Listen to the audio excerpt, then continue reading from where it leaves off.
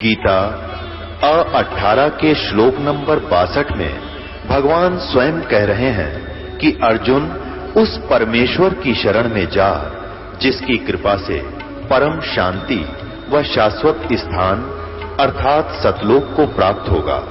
वो परमेश्वर कौन है, कहां है, कैसा है, जानने के लिए कृपया अवश्य सुनिए जगत गुरु तत्वदर्शी संत रामपाल जी महाराज के अमृत वचन। अच्छा हो जाएगा कि आप पछताओगे उस बाकी समय गए को। हे परमात्मा, हमें पहले मार्ग क्यों नहीं मिला। ये हमारे कबीर पंथियों को भी ज्ञान नहीं है पूर्ण, सत्कर मान लेना, क्योंकि हिम्मत नहीं हुई उन लोगों की, उन महापुरुषों की कि समाज में डंका मार दें कि हमारे कबीर साहब पूर्ण परमात्मा है। अपने अपने आश्रम में तो ढोल पीट दिए, क्योंकि वहां तो वही भगतजन जाते हैं जो कबीर पंथी हैं। उनको जैसे कहोगे वैसे ही मान लेते हैं, क्योंकि उनको शास्त्रों का ज्ञान इन्हें भी नहीं ना होने के कारण ये घबरा जाते हैं कि कहीं समाज ये ना कहे कि तुम राम और कृष्ण को छोटा क्यों बता रहे हो। हम छोटा बता ही नहीं रहे, ये तो गीता बता रही है, महाभारत बता रही है, विष्णु पुराण बता रहा है, वही हम सुना रहे हैं। फिर कोई आदमी ऐसा नहीं है जो वैसे ही अपने आप ही कोई सिर फड़वा हुआ, नहीं, हर इंसान बुद्धिजीवी है और शास्त्र ही आधार है। हर संत, हर परमात्मा के गुणगान गाने का एक मीडिया वही बना है, उन्हीं के आधार पर उनकी लीला गाई गई। तो जैसा कई हम बहुत कबीर पंथी आश्रमों में गए, पहले अपने राम कृष्ण की महिमा तो हमारे साथ हृदय में समाई हुई थी, उतनी तो अब भी हम इनकी महिमा अवश्य गाते हैं।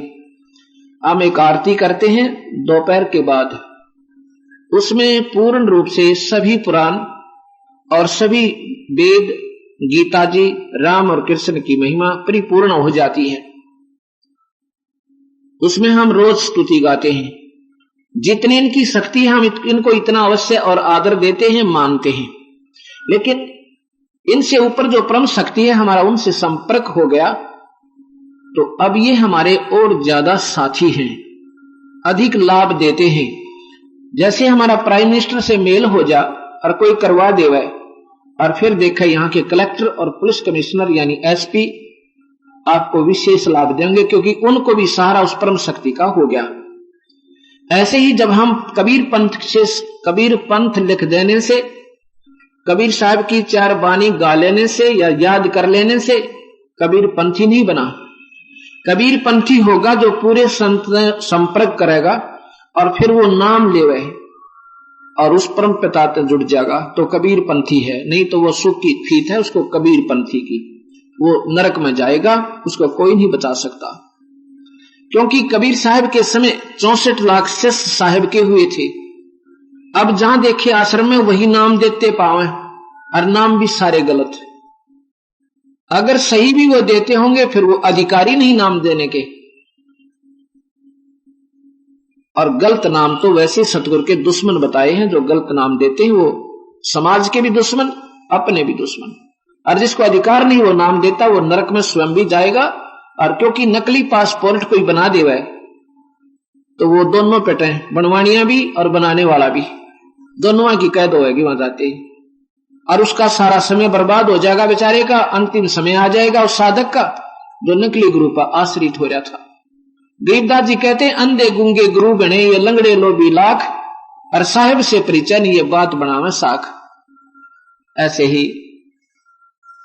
जब हम इन बातों को सुनेंगे, क्योंकि मैंने 7 वर्ष हो गए उपदेश देते नहीं, अब ये 8वां वर्ष लग गया। सन 1993 में मेरे गुरुदेव ने आदेश दिया था कि तू पुत्र नाम दिया कर। मुझे पसीना आ गया, क्योंकि मैं तो नौकरी करता था, एक बहुत ही गिरी हुई आत्मा था। उस परम पिता की कृपा से, उस सतगुरु की रजा से बहुत डरता हुआ, अपने दुष्कर्मों को देखता हुआ। दुष्कर्म कौन से कि हम भगवान से विपरीत रहे। जो हमारा भगवान था उसकी हमने ज्ञान नहीं हुआ, और आन साधना करके हमने पाप कमाए। इस करके डर ज्यादा लगा, भक्ति बहुत करी, और फिर भी कम मानता था। मुझे मालूम भी नहीं था, लेकिन वो गुरुदेव अंतर्यामी थे, स्वामी रामदेवानंद जी महाराज, ये कबीर साहिब के परम हंस आत्मा थी। इन्होंने कहा कि पुत्र नाम दिया कर तू। इनकी आयु उस समय 107 साल की होली थी। 107 वर्ष की। उनका चेहरा देखा जैसे बहुत दमदमाता हुआ, इतना तेज था उनमें। ये सामने आप चित्र देख रहे हो, अब तो ये पर्दा हो गया, दिन में देखेगा। सन 1994 से नाम देना शुरू किया। 94 से आज देख लो 2002 आ गया, 8वां वर्ष लगा, जिसमें 2.25 लाख नई कबीर पंथी संगत तैयार होगी। पंथी कोई मजहब नहीं, कोई जात नहीं, कोई धर्म नहीं। पंथी माने उस मार्ग पर, पंथी माने यात्री। पंथी होता जो रास्ते चलने वाला राही, उसको पंथी कहते हैं। जो एक ही कबीर साहब ने जो मार्ग हमें रास्ता बताया उस पर जो चल रहा है वो कबीर पंथी है, उससे न्यारा चल रहा है वो कबीर पंथी नहीं, वो काल पंथी है। अगर वो नाम सही नहीं देता, उसको अधिकार नहीं है, तो वो महंत हो चाहे संत, वो गधा बने स्वर्ग नरक में जाएगा। और ये कड़वी बात अगर उनको स्वीकार होगी तो आप भी नाम ले, अपने शिष्यों को भी नाम दिवा दें दोबारा। इसमें मान बढ़ाई नहीं रखें, भगवान नाराज हो जाएगा।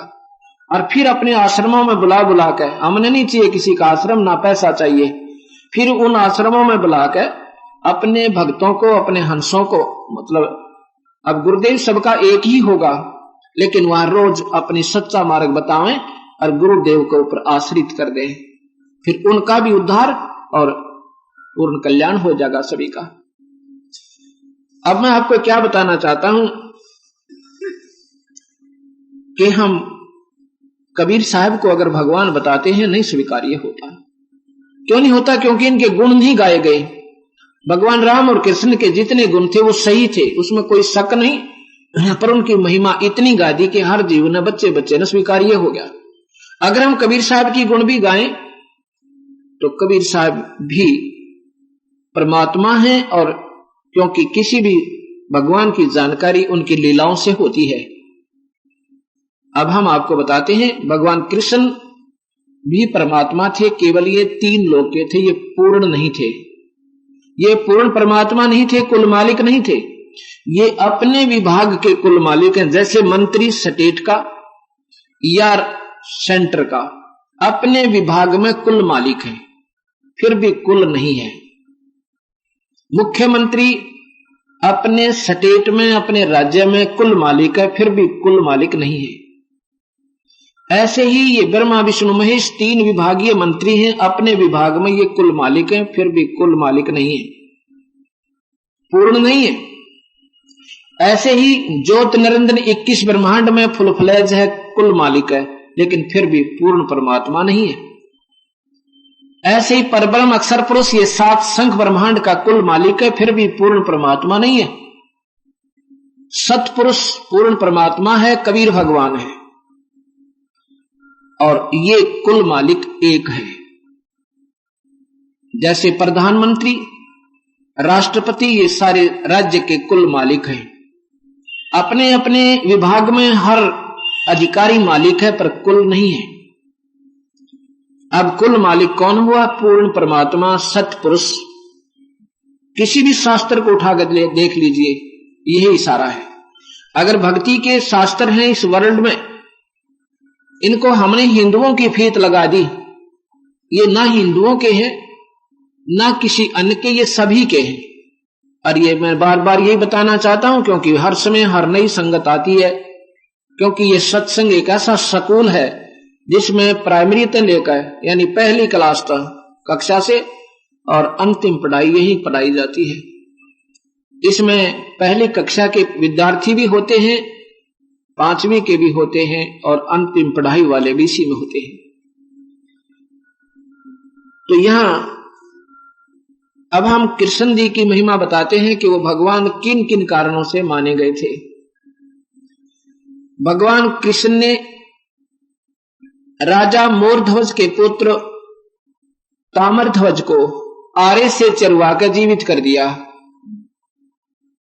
ये गुण ईश्वर के होते हैं, ये परमात्मा के गुण है कि वो मुर्दे को भी जीवित कर सकता है। लेकिन ये पूर्ण परमात्मा नहीं थे, क्योंकि महाभारत के अंदर अभिमन्यु जो भगवान कृष्ण का सगा भांजा था, उसकी बहन सुभद्रा से उत्पन्न था अर्जुन का पुत्र। चक्कर बेहू में मर गया था, भगवान कृष्ण वहीं उपस्थित थे, उनसे जीवित नहीं हुआ। कारण क्या है कि ताम्रध्वज के श्वास यानी मनुष्य शरीर की आयु बकाया थी और अभिमन्यु की नहीं थी, उसको ऐसे ही मरना था। इसलिए इनमें इतनी शक्ति है कि इस शरीर को जोड़ सकते हैं, कटे हुए को स्वस्थ कर सकते हैं, लेकिन उम्र नहीं बढ़ा सकते, ये आयु नहीं दे सकते, इसलिए ये अपूर्ण है। परमात्मा यानी भगवान अवश्य है पर अपूर्ण है, पूर्ण नहीं है। फिर भगवान कृष्ण के सामने एक बार दुर्वासा जी द्वारका के बाहर जाकर बैठ जाते हैं। ये बहुत पहुंचे हुए सिद्ध पुरुष थे, इनका बोलबाला बहुत दूर तक था कि ऐसे पहुंचे हुए महापुरुष हैं जो मुख से जुबान निकाल देते वो पूर्ण हो जाती है। तीनों कालों के ज्ञाता हैं, भविष्य में क्या होगा ये बता सकते हैं। उस नगरी के द्वारका के कुछ बच्चों ने, लड़कों ने, जवानों ने एक मजाक करना चाहा, क्योंकि भगवान कृष्ण की आड़ में वो किसी का आदर नहीं करते थे, इतने अभिमानी हो गए थे यादव भगवान कृष्ण ने, क्योंकि शिशुपाल जैसे राक्षस को उसका सिर काट दिया था, सुदर्शन चक्र जरा सिंह मार दिया था, और भी जो उनके सामने आए थे बकवाद करनी, सबको कूट छेद कर सीधा कर दिया था या खत्म कर दिया था। इसके कारण यादव वंश बहुत ही ज्यादा अभिमानी हो गया था, संतों का अनादर शुरू कर दिया था। उन्होंने मजाक करना चाहा, देखेंगे कृष्ण से भी क्या ये बड़ा है क्या, काहे का भक्त, काहे का संत है, ऐसा मन में लेकर चलो इसकी परीक्षा करते हैं। भगवान कृष्ण के पुत्र प्रद्युम्न को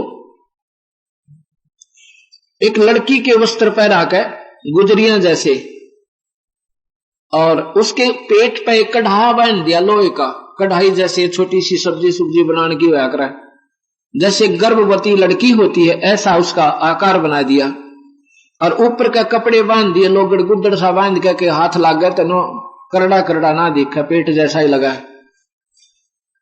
और 20-30 बच्चे इकट्ठे होकर, बच्चा तो के था, वो तो जवान हो रहा था जब अनिरुद्ध उसका पुत्र भी हो रहा था, और अनिरुद्ध का ब्याह भी हो लिया था, विवाह भी हो चुका था, यानी कृष्ण के पोते का।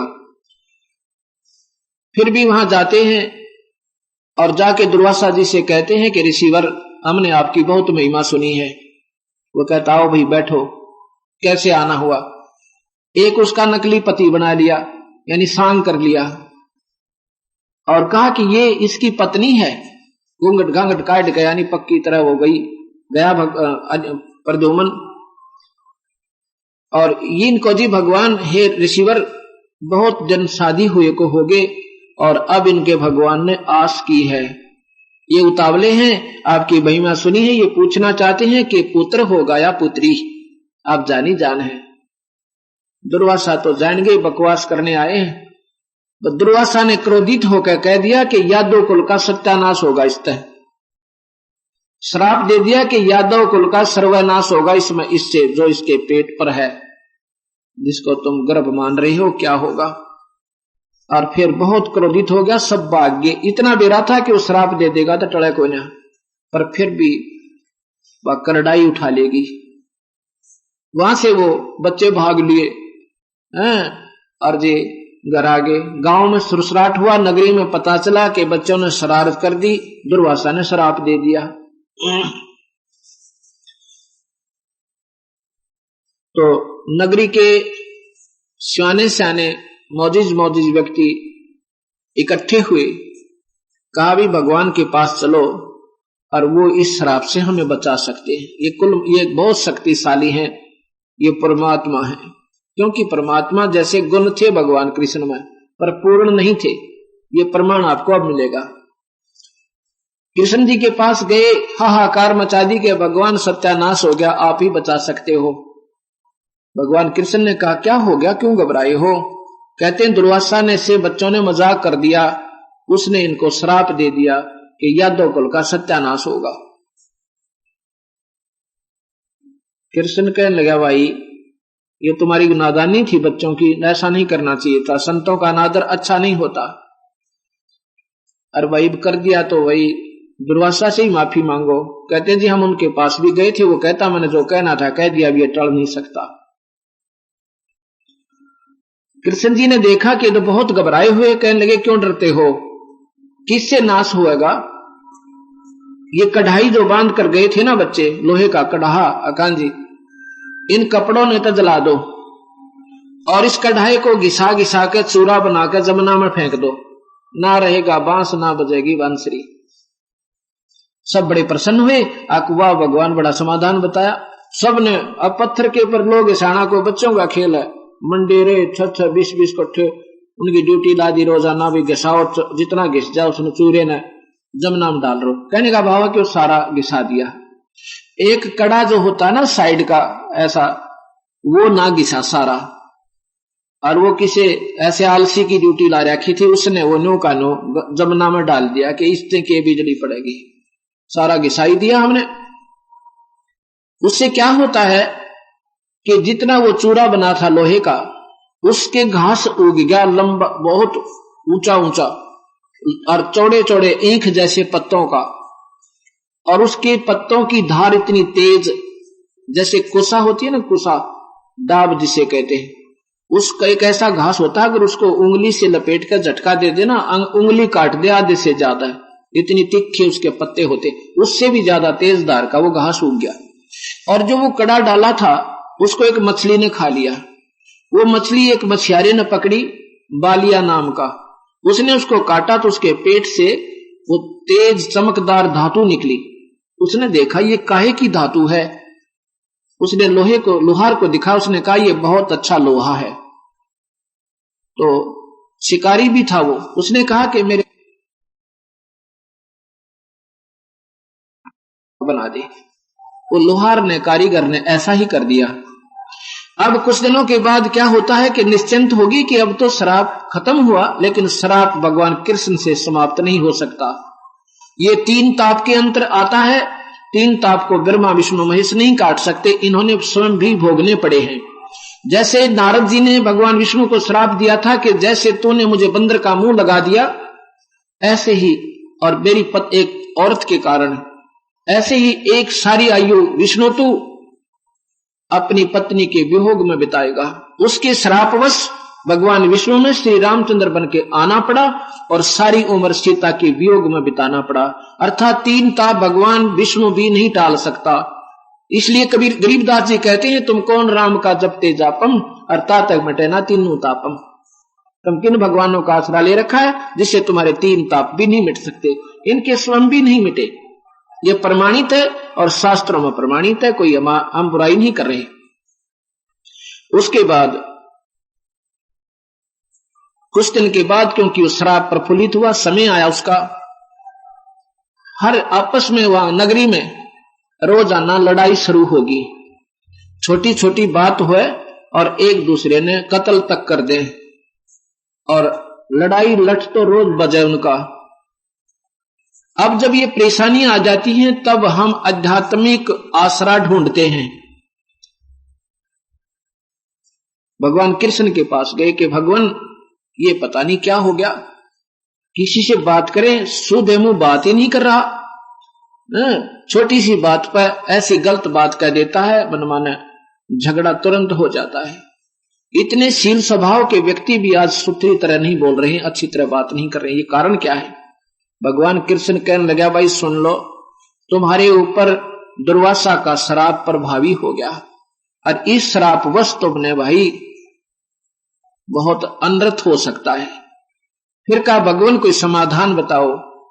आप ध्यान से सुनना ये बात, कोई न सोचे ये कबीर पंथी महाराज जी बुराई कर रहे होंगे, नहीं, ये मैं आपको यूं का यूं ये सुधा सागर का लेख सुना रहा हूं, जिसको श्री मद् भागवत सुधा सागर कहते हैं, इसको सुख सागर भी कहते हैं।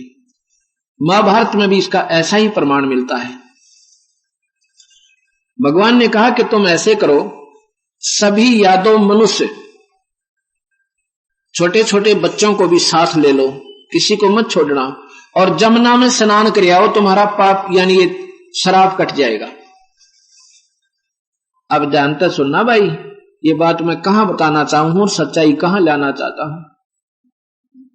अब कोई कहता ना गंगा में स्नान कर ले पाप कट जाएंगे, या जमुना में नहा ले पाप कट जाएंगे। भगवान कृष्ण ने स्वयं कहा था कि जमुना में स्नान करो, तुम्हारे पर श्राप नहीं रहेगा और ये झगड़े बंद हो जाएंगे। सभी अपने छोटे छोटे नवजात शिशुओं को भी ले गए, कहीं ये ना रह जावे, इन पर श्राप रह जावे, और इनको भी नहवा कर लाएंगे, गंगा में जमुना में स्नान करवाएंगे। पहुंच गए वहां प्रभास क्षेत्र में, तो वहां जाकर क्या करते हैं, वहां जब पहुंच गए तो लड़ाई तो घर गांव में शुरू ही थी, उनकी आपस में मनमुटाव चल ही रहा था। वहां पर भी छोटी छोटी बातों को लेकर वहां मुक्का मुक्का लातम लाता झगड़ा हो गया शुरू।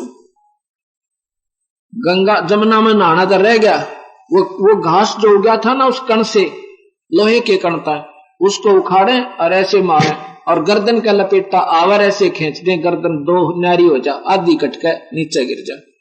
56 करोड़ यादव उसमें वहां जमुना का किनारा है, आपस में खून खराबा हो गया, समाप्त हो गए, कटका मर गई, आपस में लड़का मर गए। और फिर सुनो, भगवान कृष्ण को उसी 2-3 दिन के बाद उसी शिकारी ने, जिसने वो उसी कड़े का वो तीर बनवाया था, वो भगवान कृष्ण के पैर में मारा प्रभास क्षेत्र में। तो धोखे से लगा, कहा कि भगवान कृष्ण एक वृक्ष के नीचे लेटे हुए थे, घुटने पर पैर को रख कर, जिस पैर में पद्म था उस पद्म को देखा कि उस शिकारी ने सोचा कोई मृग है, और उस हिरण की आंख चमक रही है पत्तों की झुरमटों में से। तो उस शिकारी ने सारा दिन कोई शिकार ना मिला, 2 पैर होगी थी, उसने सोचा कहीं ये भी ना खिसक जा, ठोक दे नाड़े का। उसने उधर से ही अपने पत्तों के अंदर से ही तीर मार दिया, और वो भगवान के उस चमकती हुई, उसने सोचा था ये आंख है, अर्थात वो पद्म भगवान कृष्ण के पैर का चमक रहा था, जैसे कोई 100 वाट का बल्ब और दिन में चस रहा हो। लगते ही भगवान चिल्लाए, मर गया भाई, मर गया रे, मर गया रे। अब शिकारी ने सोचा ये तो जुल्म हो गया, कोई आदमी को लगा और वो मानस मर गया। भागा आया, देखा तो भगवान ये द्वारकाधीश वहां पर पड़े पड़े तड़प रहे हैं। ऐसे भगवान की हत्या की गई, भगवान कृष्ण की। भगवान कृष्ण के सामने अनिरुद्ध भगवान और प्रद्युम्न भगवान का बेटा, ये सब सर्वनाश को हो गए। 12,000 पुत्र बताते हैं भगवान के, क्योंकि 16,000 पत्नी, 16,008 पत्नियां थी, और वो सभी नाश को प्राप्त हुए, भगवान नहीं बचा सके। उसके बाद 8 की 8 पत्नियां ने, जो उनकी अपनी ब्याहता पत्नियां थी, शादी की थी उन्होंने, उन 8 की 8 ने आत्महत्या की। उसके बाद अग्रसेन, वासुदेव, इन्होंने भी जलकर अपने प्राण हत्या की। ये महाभारत मेरे पास रखा है, इसने पढ़ लेना। सुधा सागर भी मेरे पास, इसमें लिखा हुआ न्यू का न्यू। भगवान नहीं बचा सके, क्योंकि ये उस काल के वश हैं, और सब खेल वो काल निरंजन खेल रहा है। इन बेचारा को कठपुतली बना रखा है। इनके पुत्र होते हुए भी वो काल इनको बख्शता नहीं। तो यहां सतगुरु महाराज कहते हैं ये भी भगवान है, पर ये पूर्ण नहीं है। अब कबीर साहब के बारे में मैं आपको बताता हूं कि ये परमात्मा थे।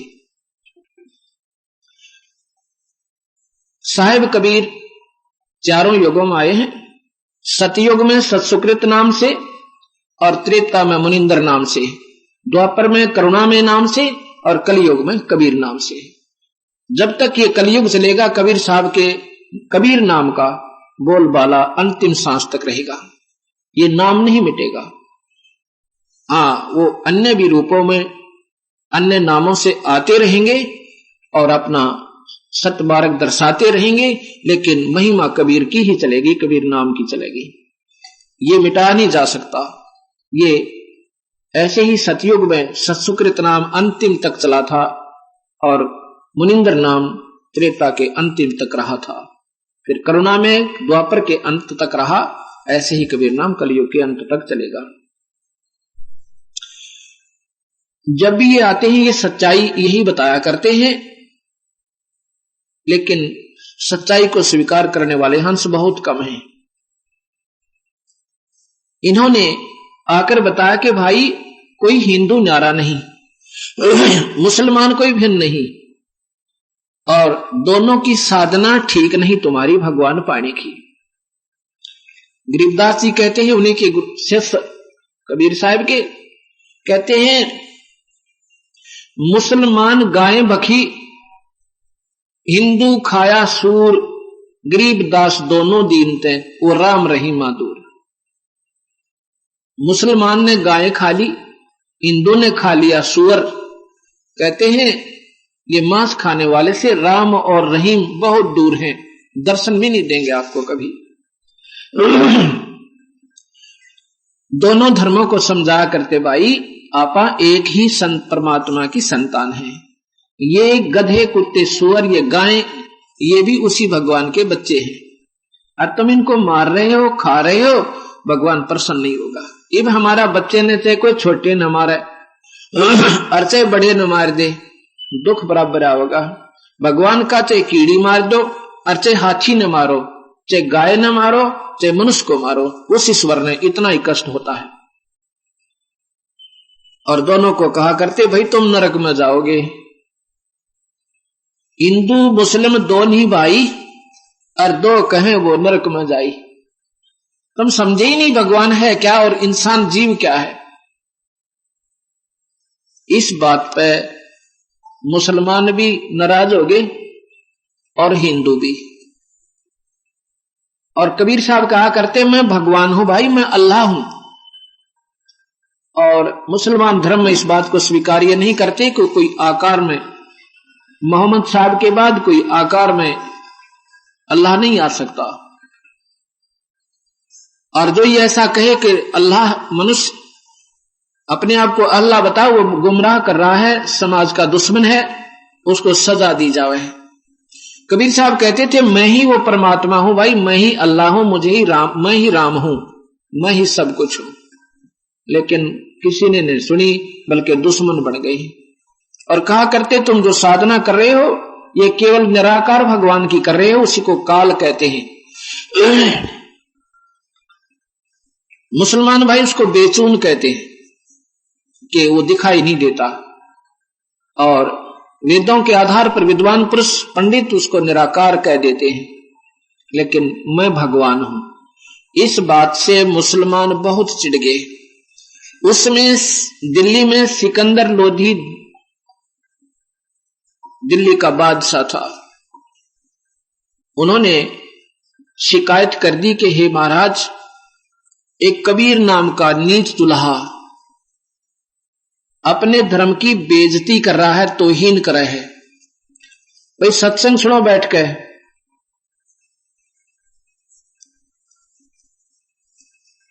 तो वो हमारी तौहीन करता है और कहता है मैं भगवान हूं। और नगरी के बहुत से आसपास के जो प्रभावशाली मुसलमान भाई उस राजा के पास पहुंचे। राजा ने कहा कि क्या कहता हो? वो कहता है कि तुम मांस खाते हो, तुम पाप करते हो, नरक में जाओगे। और कहता मैं भगवान हूं। उसने हमारा जीना हराम कर रखा है राजन, उसका कोई प्रबंध करो।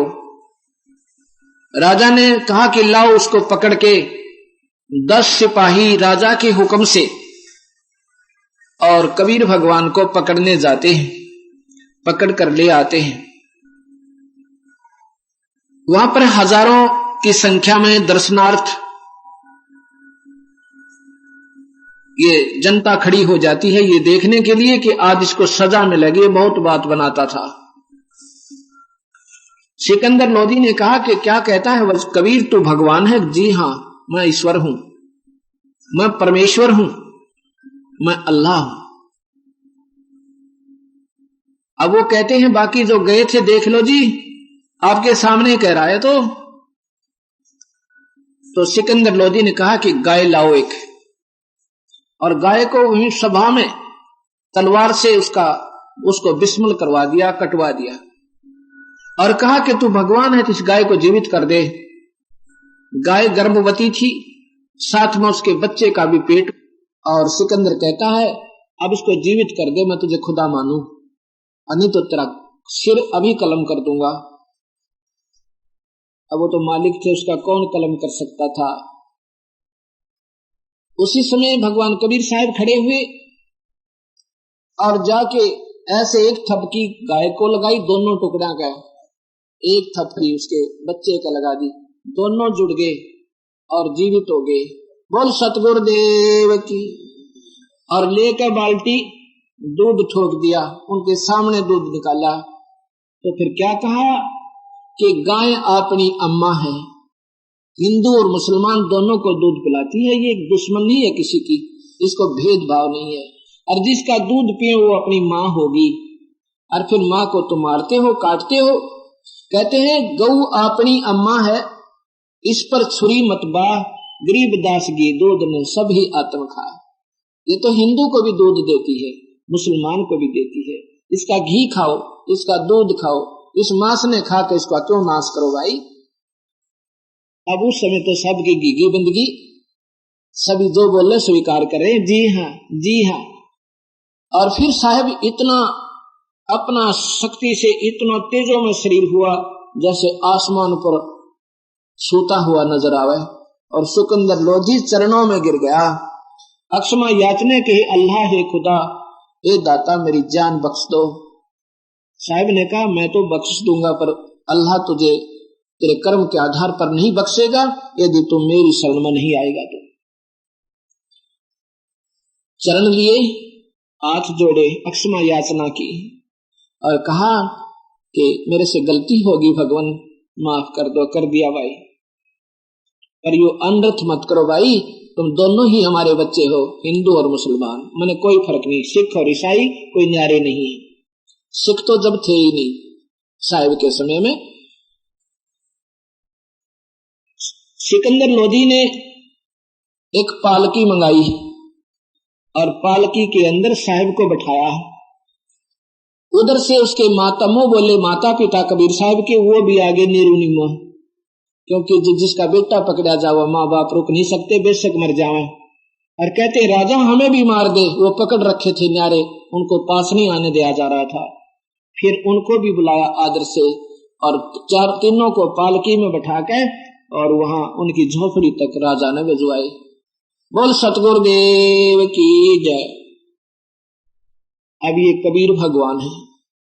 धन धन सतगुरु सत कबीर भगत की पीड़ मिटाने वाले। धन धन रे भगत की पीड़ मिटाने वाले, भगत की पीड़ मिटाने वाले, पीर मिटाने वाले।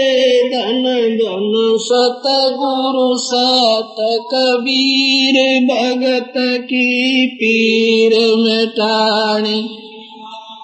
रहे नल नील जतन कर आर, तब सतगुरु से करी पुकार। रहे नल नील जतन कर आर, जा सतरे खाल खी अपार, सिंधु पर चला तराने वाले। जा सतरे खाल खी अपार, सिंधु पर चला तराने वाले। धन धन सत कबीर भगत की पीर मिटा, भगत की पीर मिटाने वाले। भगत की पीर मिटाने वाले। धन धन भगत की पीर। धन धन सतगुरु सत कबीर भगत। दसी सरपन जब जा पुकारी इंद्रमती कुला दसी सरपन जब जा पुकारी इंद्रमती कुला आपन तुरंत करी सहाय बेरूली मंत्र सुनाने वाले आपन तुरंत करी बेरूली मंत्र सुनाने वाले धन धन सत कबीर भगत की पीड़ मिटाने वाले भक्त की पीड़ मिटाने वाले भक्त की पीड़ मिटाने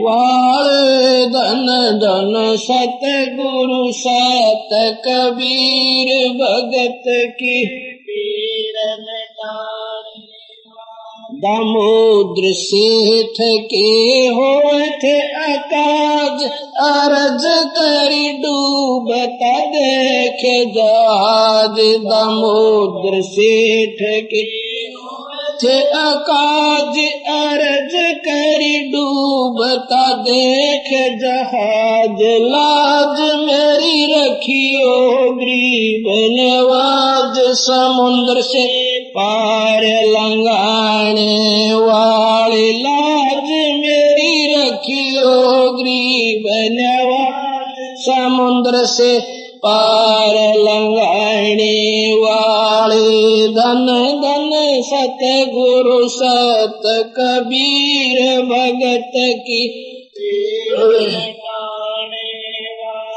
भक्त की पीड़ मिटाने वाले पीर मिटाने वाले धन धन सत गुरु सत कबीर भगत की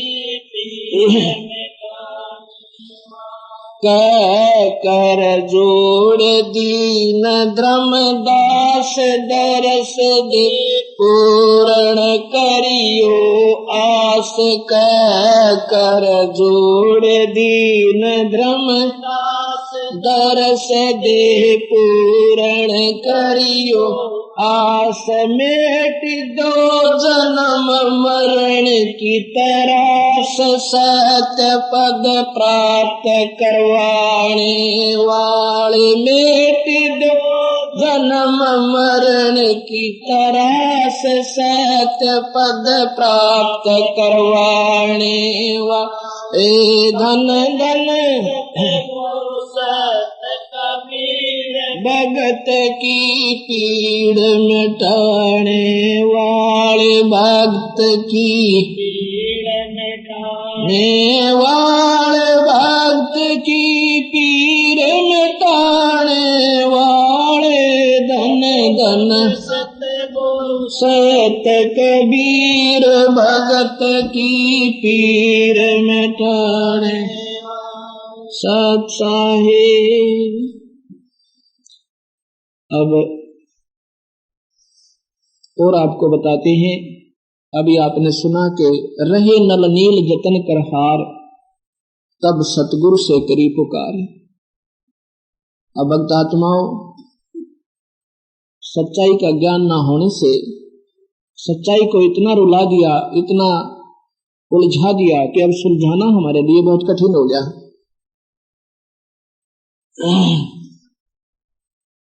सत्य को सत्य ही प्रमाणित करना इतना कठिन हो चुका है कि सैकड़ों प्रमाण से एक सच्चाई तथ्य और सत्य सिद्ध होती है।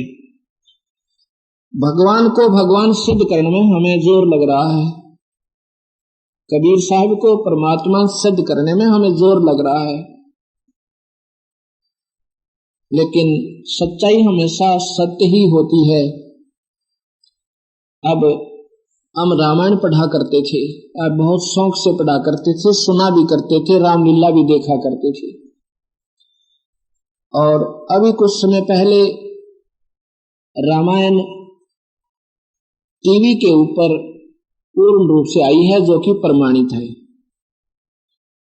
उसमें आपने देखा होगा जब सीता की सिरच हो रही थी, सीता को ही उठा ले जाता है रावण।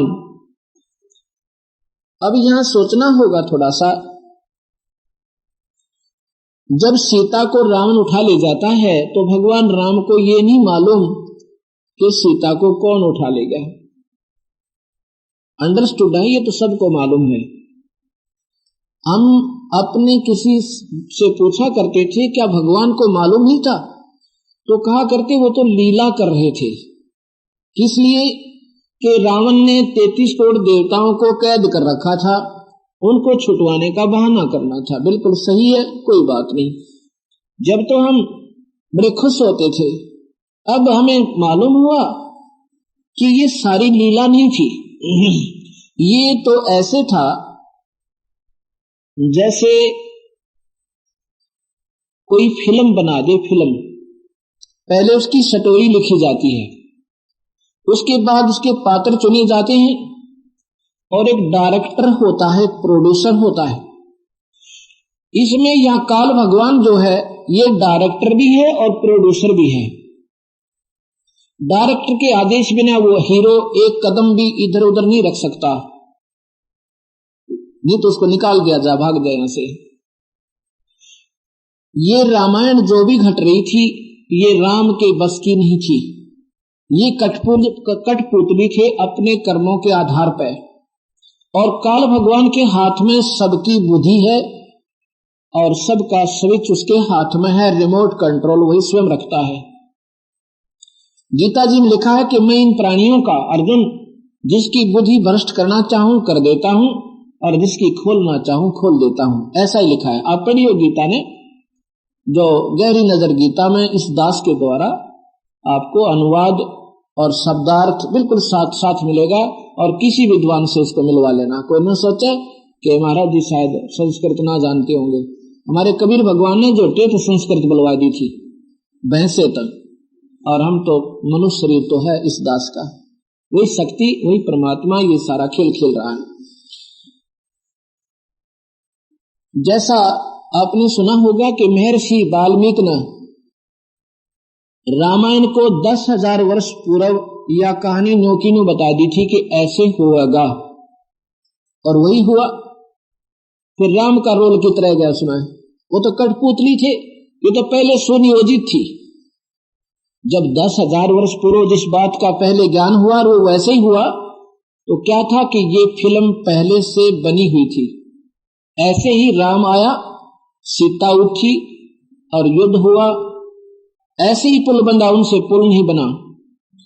तो उस समय भगवान राम की बुद्धि काल ने बंद कर दी, क्योंकि ये विष्णु है 1000, ये 4 भुजा की, और इनका पिता काल भगवान जो 1000 भुजा का, उसके हाथ में 21 ब्रह्मांड का रिमोट कंट्रोल है, और गुप्त रूप से वहीं से सबको ऑन ऑफ करता रहता है। उस समय भगवान राम की बुद्धि उसने बंद कर दी कि उसको मालूम भी नहीं सीता कौन उठा ले गया। हनुमान जी ने खोज किया, ऐसे ही कोई दक्षिण में गया, कोई पूर्व में, कोई उत्तर में, कहीं जामवान जा रहा, कहीं सुग्रीव गा, और कहीं पर अंगद गा, कहीं हनुमान गा। हनुमान ने देखा कि वो रावण की कैद में माता बंद है। हनुमान जी ने आके बताई कि लंका पति रावण राक्षस हमारी मां को उठा लेगा। तो अब रावण के पास पहले दूत भेजे, रावण नहीं माना, कहता तुम्हें हिम्मत है तो युद्ध करके आ जाओ और ले जाओ। उस समय पुल की आवश्यकता बनी सेना पार करने के लिए। भगवान राम ने 3 दिन तक समुद्र में खड़ा होकर समुद्र से प्रार्थना की, उसकी याचना की, स्तुति करी कि हे समुद्र देव, हे जलधि, हे सागर राज, मुझे रास्ता दे दे, आज मैं बहुत दुखी हूं। 3 दिन तक समुद्र टस से मस नहीं होता है। तो कहता है रामचंद्र, लक्ष्मण मेरा अग्नि बाण निकाल, ये लाता के भूत बातों से नहीं मानते, ला इसको जला देता हूं समुद्र को। लक्ष्मण ने जब अग्नि बाण दिया, भगवान ने उसको प्रतिंचा पर चढ़ाकर, और जो ही समुद्र को जलाना चाहा उसमें से लपटें निकलने लगी।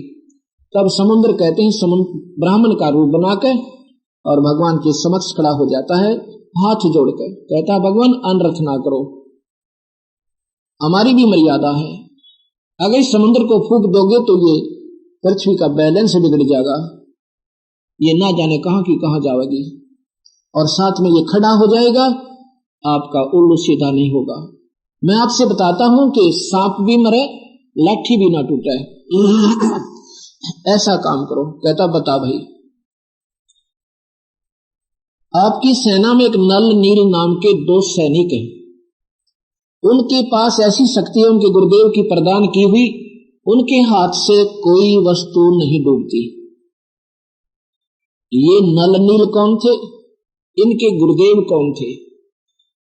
साहेब कबीर वो पूर्ण परमात्मा त्रेता में मुनिंदर नाम से आए हुए थे। उसमें ये नल नील साहिब के शिष्य थे, और ये थे भोले से दिमाग के, और सेवा इतनी करते थे, जब कोई संत समागम होते थे, ये भक्त आत्मा आ जाती थी सत्संग विचार विमर्श करने के लिए, और उधर से मुनिंदर साहब भी उनको सत्ज्ञान बताते थे। तो नल नील उनके बर्तन साफ करने के लिए ऋषियों के, उनके कपड़े साफ करते थे, दरिया पर पहुंच जाते थे। दरिया के किनारे ही ये समागम हुआ करते थे पानी का आसरा लेकर। वो क्या करते थे कि वो इतने मस्त हो जाते थे, एक काम में दूसरा भूल जाते। नल नील तो कई तो कपड़े गुम हो जाते, वो पानी में डूब जाते। बर्तन ले गए, किसी के 4 बर्तन ले गए, 2 वापस लाते थे, तो बाकी डूब जाते थे। उन मस्ती में ध्यान ही नहीं रहता था, भोले ज्यादा थे। वो ऋषि अपने वो सामान संभालते, भी मेरे तो 4 पात्र थे, बर्तन थे, ये 2 लाए तुम वापस। किसी का गिलास नहीं तो किसी का करमंडल खो दिया, किसी का कुर्ता लाए तो किसी की लंगोटी खोयाए। फिर वो ऋषि कहते भाई तुम रहने दो, हम अपनी सेवा आप ही कर लेंगे। तुम तो भाई सेवा तो करते हो, पर भाई हमारा तो नुकसान भी बहुत हो जाता है। फिर वो रोने लग जाते हैं, कहते नहीं ऋषिवर, अपने दासों से सेवा मत लो, हमें सेवा दे दो। उन्होंने सोचा भाई वो अच्छा काम हुआ, इन्हें नाट्य तो दोष लगे, और जो इनको सेवा दें तो ये आधी वस्तु वापस लाने में बड़ा समस्या हुई। तो उन्होंने उनके गुरुदेव मुनिंदर जी से प्रार्थना की कि आपके शिष्य, हम कहते हैं तो ये रोने लग जाते, हमें दया आती है, हम दोषी नहीं बनना चाहते, आप कोई समाधान निकालो, या तो इनको मना कर दो कि हमारी सेवा ना करें, आपका आदेश मानेंगे ये। जब सारी कहानी का साहब ने पता चला और उनके मुंह तरफ देखा, वो सोच रहे थे हे भगवान कोई गुरुदेव आदेश ना दे दें, हमारी सेवा छिन जाए, ऐसे आंखें में आंसू आ गए। साहब ने कहा कि पुत्र आज के बाद तुम्हारे हाथ से कोई वस्तु नहीं डूबेगी, चाहे लोहा हो चाहे पत्थर हो। नल नील बड़े प्रसन्न हुए। उस दिन के बाद उनके हाथ से ना कोई बर्तन डूबे था वो ले जाते थे, और ना ही कोई कपड़ा डूबे था, अर्थात समस्या हल हुई। फिर उस समय जब सेना की आवश्यकता पड़ी तो सभी ऋषि और सभी भक्त आत्मा रामचंद्र की तरफ लड़ने के लिए पहुंच जाते हैं। ये नल नील उनकी सेना में शामिल हो जाते हैं। कहते हैं 18 पद्म सेना तो भगवान शिव के गण आगे थे वहां पर, और रामचंद्र जी के पास सेना कहाँ थी, और अपनी अयोध्या से भी ना मंगवाई थी उसने, तो ना भरत तो आ जाता ना कुछ सेना लेकर, वो भी नहीं आया था। ये ऐसे ही गण आए थे वहां से। भगवान शिव के 18 पद्म बताते हैं, नील पद्म ये होते हैं ऐसे, और बाकी ये ऋषिवर संतजन ये सारे इकट्ठे हो गए थे। तो इस प्रकार नल नील के पास वो परम पिता कबीर भगवान की बख्शी हुई शक्ति थी। हमारे पास ज्ञान न होने से, इनकम्प्लीट नॉलेज होने से, क्योंकि सतगुरु की महिमा से हम परिचित ना हुए, इसलिए ज्ञान सुचारू नहीं बन पाया। अब नल नील को बुलाया गया कि नल नील के पास ये शक्ति है। हाँ जी। तो नल नील से कहा भगवान ने, रामचंद्र जी ने, कि नल नील तुमने पहले क्यों नहीं बताया? कहते हैं साहब हम पहले बताते तो थे, पर मेरी कोई सुन ही नहीं रहा था। मैंने चर्चा तो की थी सेना में, तो मुझे कहने लगे तुम चुप पड़े रहो, काहे के पत्थर तराओगे तुम। और डर लगा कि कहीं हनुमान जैसे एक मुक्का मार दे 3 बार मरे हमने कौन आने दे आपके पास। इसलिए हम नहीं बोले महाराज कि आपके पास ये शक्ति है पुत्र, तो करो कृपा, एक बार परीक्षण दो, करके दिखाओ इस कार्य को। अब उस दिन वो नलनील मार खा गए, गलती कर गए। क्या गलती की? उस दिन अपने गुरुदेव को याद ना किया, क्योंकि उन्होंने सोचा कि आज तुम्हारे सामने हनुमान फेल, अंगद फेल और सुग्रीव फेल, अब तुम्हारी वाह वाह हो जाएगी। और ये इंसान की जो मान बढ़ाई जीव की सबसे बड़ी दुश्मन है। और उस दिन नलनील मार खा गए, भगवान को याद नहीं किया अपने गुरुदेव को, और अपनी ही महिमा जनाने के लिए पत्थर उठाया रख दिया कि देखो वो पत्थर डूब गए, नहीं तरे, वो शक्तिहीन हो गए दोनों के दोनों। अब पत्थर नहीं तरे तो भगवान राम समुद्र की तरफ देखता है कि जैसे कह रहे हो, कहना चाह रहे हो कि समुद्र तो झूठ बोल रहा था, इनसे पत्थर नहीं तरे। समुद्र कहता है कि नादानो तुमने अपने गुरुदेव को याद नहीं किया, अपने पूज्य गुरुदेव को एक बार याचना करो। वो भी सहम गए, कहा हमने यह गलती की। ऐसे ही कबीर साहब गरीबदास जी कहते हैं, जैसे माता गर्भ को रखे जतन बना और ठेस लगते छिन्न हो तेरी ऐसे भक्ति जा। भक्ति हम सभी करते हैं पर उसको संभाल नहीं सकते, जिसके परिणाम स्वरूप मर्यादा भंग होने भगवान अपनी शक्ति वापस ले लेता है और हम फिर जीव के जीव रह जाते हैं। उस दिन उन्होंने अपनी मान बढ़ाई वश अपने गुरुदेव का आदर नहीं किया, जिसके परिणाम स्वरूप उनकी भक्ति व शक्ति समाप्त होगी। तो तब उन्होंने समुद्र के याद दिलाने पर अपनी गलती का आभास हुआ और खड़ा होकर दोनों ने याचना की, हे पूज्य गुरुदेव हमारे से गलती हो गई, क्षमा करो दाता, दर्शन दो एक बार मालिक। उसी समय क्या देखते हैं कि ऐसे आधा फरलांग दूरी पर और वही परम परमात्मा मुनिंदर जी आ रहे हैं। नलनील कहते हैं गुरुदेव आगे, गुरुदेव आगे, क्योंकि होता है मनुष्य मानते थे उनको, हमारी बुद्धि इतनी कमजोर है हम गुरु को भगवान नहीं समझ पाते हैं। कबीर साहब कहते हैं गुरु मानुष कर जानते वो नरकइये अंध, महादुखी संसार में आज्ञा यम के फंद। कहते हमारे गुरुदेव आगे, गुरुदेव आगे, सतगुरु वहां प्रकट हो गए, क्योंकि ये अंतर्यामी हैं, सर्वव्यापक हैं, जहां चाहे प्रकट हो सकते हैं। जब वहां पहुंचे तो नल नील उनको रामचंद्र जी ने कहा कि हे ऋषिवर आपके शिष्यों की आज शक्ति समाप्त हो गई, ये पत्थर नहीं तर पाए इनसे। साहब ने कहा कि अब इनके हाथ में वो शक्ति रहेगी भी नहीं, ये अक्षीण कर ले इन्होंने अपनी गलती तक। तो भगवान राम ने अपनी प्रार्थना की कि ऋषिवर ऐसे ऐसे मेरे ऊपर आपत्ति आई है और रावण राक्षस राज मेरी पत्नी उठा ले गया है और भगवान वो राजी खुशी नहीं दे रहा और साथ में 33 करोड़ देवताओं को बंद कर रखा है। आप जानी जान है, आप कृपा करो समुद्र पर पुल बन जावा है और हम उस अनर्थ को समाप्त कर दें।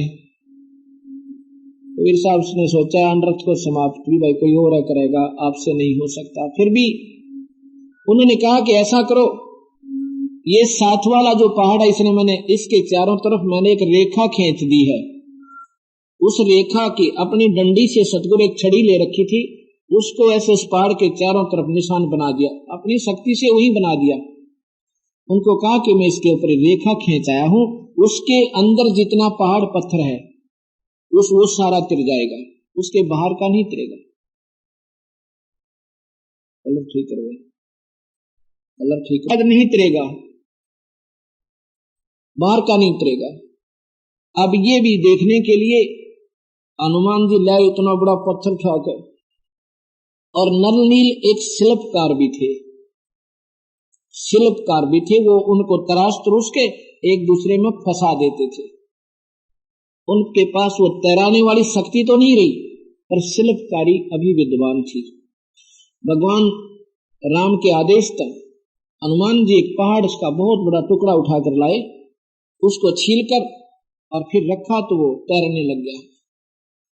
सभी बड़े प्रसन्न हुए और वहां से साहब अंतर्ध्यान हो गए। वो देख रहे हैं कि भगवान कहाँ गए, वो ऋषि वहां नहीं थे।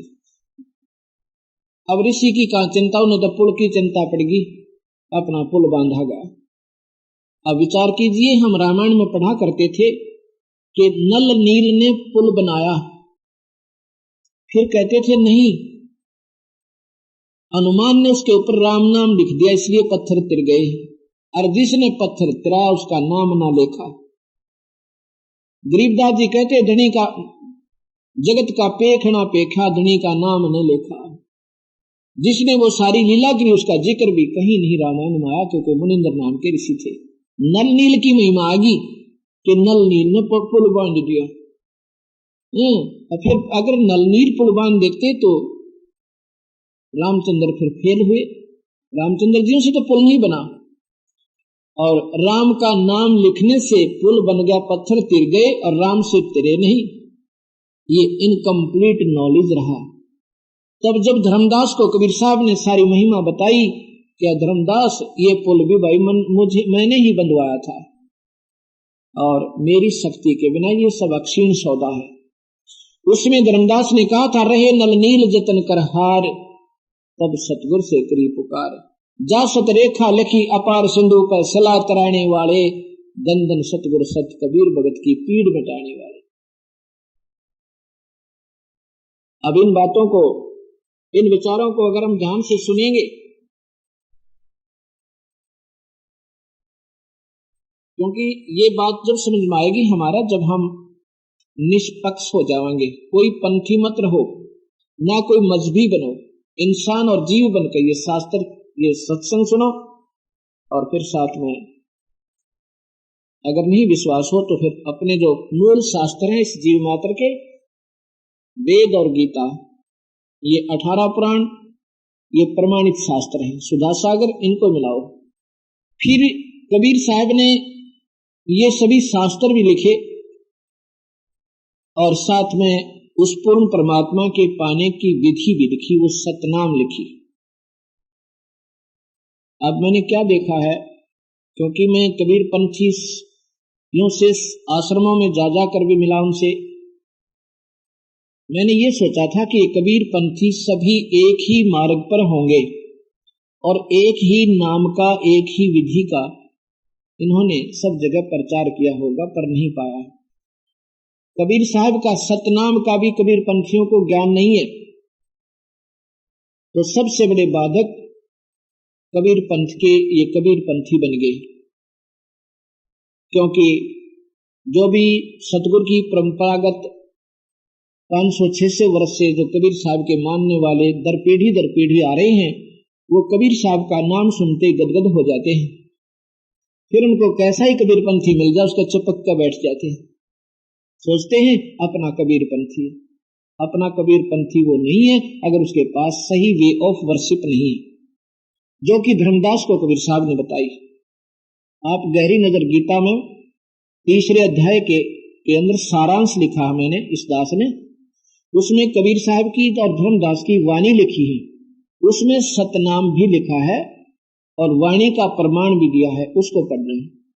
लेकिन सारनाम नहीं लिखा उसमें, क्योंकि सारनाम नहीं बताएंगे हम आपको, नहीं तो ये नकली नाम, नकली संत इस सतनाम तो पढ़ ही लेंगे उसमें, और सारनाम लिख देंगे तो सारनाम भी वो ऐसे ही गलत देने लग जाएंगे, और कोई पूछेगा कि यही सतनाम है, सारनाम नहीं बताएंगे। गरीबदास जी कहते हैं कि सोहम शब्द हम जग में लाए, सार शब्द हमने गुप्त छिपाए। जब कबीर साहब ने धर्मदास जी को सतनाम दिया